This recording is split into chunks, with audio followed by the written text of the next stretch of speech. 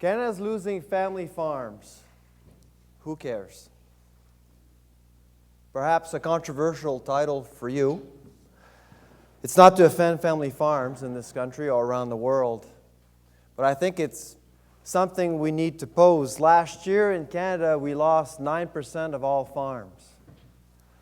9%. And that trend will likely continue. We've lost about 8 to 10% farms in Canada over the last 10 years. Now, I care about family farms. As a matter of fact, when I grew up in Farnham, Quebec, I worked for many family farms. I picked up strawberries, threw bales of hay, dealt with dairy cows. And after a hard day of labor, we drank beer and celebrated a hard day's work. But when I went to school, when I left Farnham to go to university, I slowly realized that, well, many people have never been on farms. In fact, today, only 2% of the Canadian population lives on farms. And as it was mentioned before I came on stage, our global village has changed dramatically. And so for the next 15 minutes, what I'm going to try to do is to convince you that we should care about family farms, but not necessarily those, as a society, those that are in Canada only. What I'm going to try to argue is perhaps we should broaden our scope, look abroad and see the big picture of family farming. Family farming is absolutely crucial to the development of this planet. Crucial, absolutely. But it doesn't have to happen right here in this country. We have to nurture the values of family farming around the world. But before I go further into my arguments, I think we need to ask ourselves, what is a family farm? And I suspect that everyone in this room would have a different definition of what is a family farm. You can think of scale. You can think of family, generations, multi-generations, kids roaming around the field. For the sake of this presentation, we're just going to define a family farm as an operation that generates $100,000 in revenues or less. And that includes about 35,000 farms in this country. 35,000. That's quite a bit. So how do we support these farms to operate, to make sure that they survive? We have a lot of policies in this country which help these farms to survive. Farming is a very difficult job. There's a lot of uncontrollable variables, starting with climate, commodity prices. As a farmer, you are a price taker. You're at the mercy of oligopolies, and so on and so forth. You're really, really vulnerable. And over the years, Canada has done a great job in trying to protect farmers as much as possible. But now, as I said earlier, things have changed dramatically abroad. And what kind of role do we play as Canadians to support family farms abroad? In Africa, in India, and China, developing countries where stakes are much higher. It's really about survival. Family farming in Canada is really about hobby farming. As a matter of fact, one of my own employees right now actually is a farmer, but does work for me. Family farming in Canada means a different thing than farming in Africa. And in Africa, 80% of the poor are, in fact, farmers. So what are we supposed to do about that? I'm asking you. Now, over the last few years, we've seen commodity prices go up significantly. And this is a good thing. Farmers are making more money than ever. In fact, when I meet farmers in venues like these, I meet more and more farmers that are operating without debt for the first time in their lives, in fact. It's great news for Canadian farmers. But my biggest concern is not necessarily about farming or farmers. To be honest, my biggest concern when you look at the Canadian agricultural architecture is processing. You probably know, or you may not know, that a lot of processors in the last year have gotten bankrupt for many reasons. Input costs, labor costs, and so on and so forth. They having a hard time hiring people to operate abattoirs, for example, food processing plants. These are tough jobs, and margins are getting smaller. Why? Because consumers are demanding affordable calories, affordable food. And so processors are squeezed between paying more for the commodities and demanding consumers. And so we're seeing less and less processors. And this is key for our economy because that's where we create value. We actually create wealth. Over the years, over the last 100 years in Canada, we were able to build an agricultural economy through primary production, growing wheat, barley, livestock. But now things have changed. Because of our incapacity to process foods, we're importing more food from everywhere around the world, starting with the United States.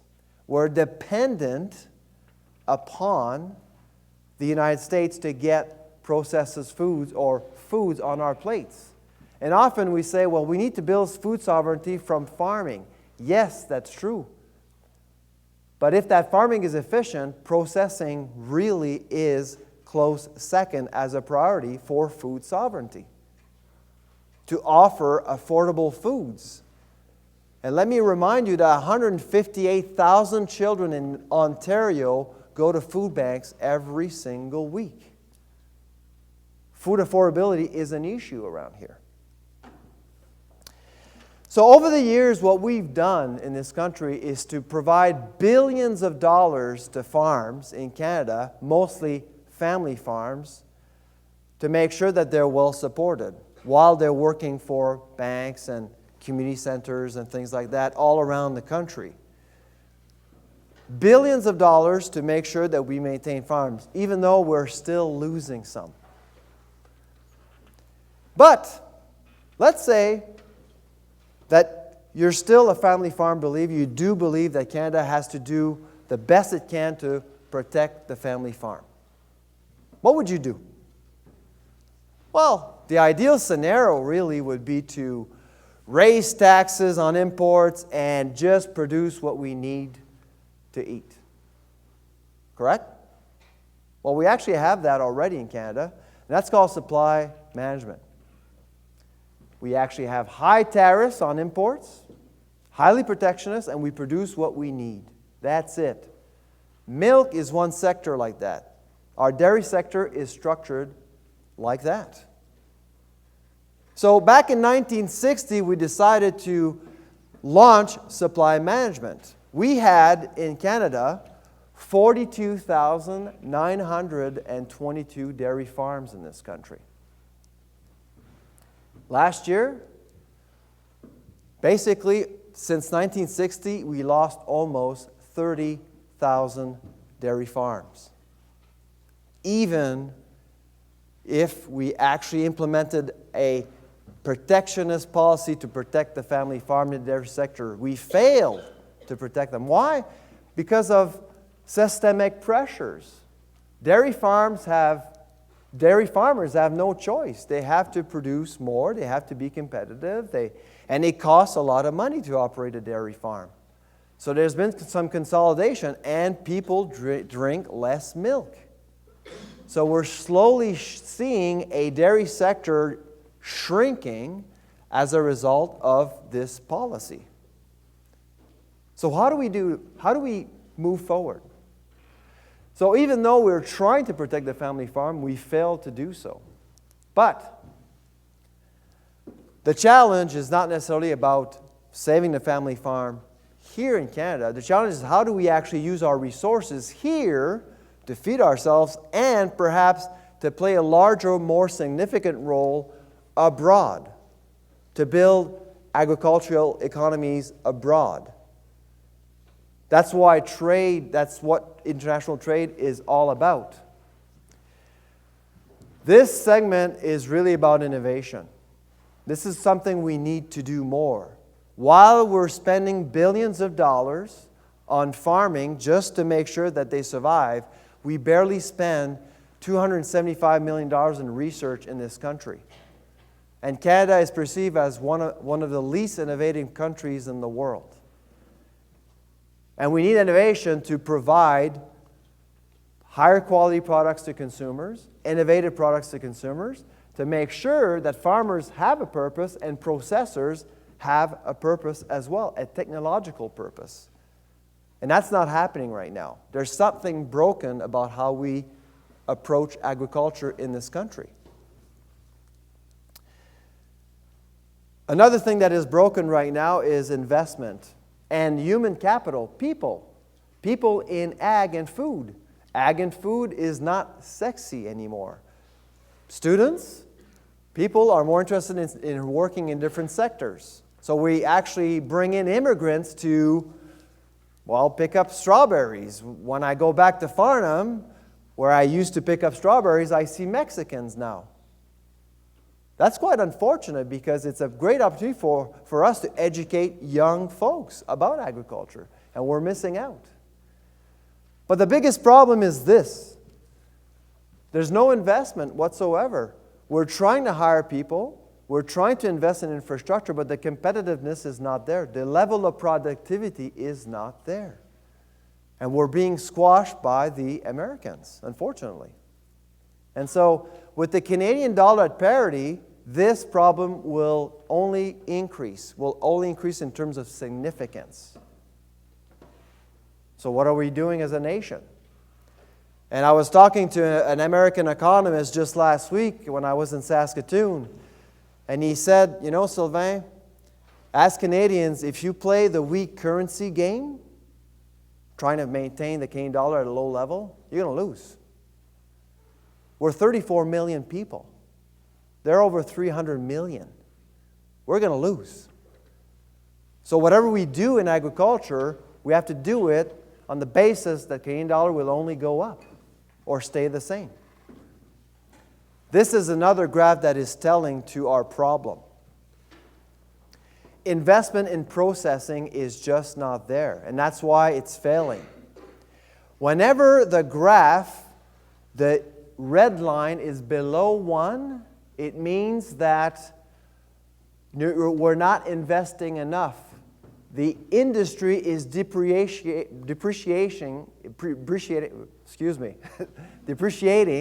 in value, in infrastructure.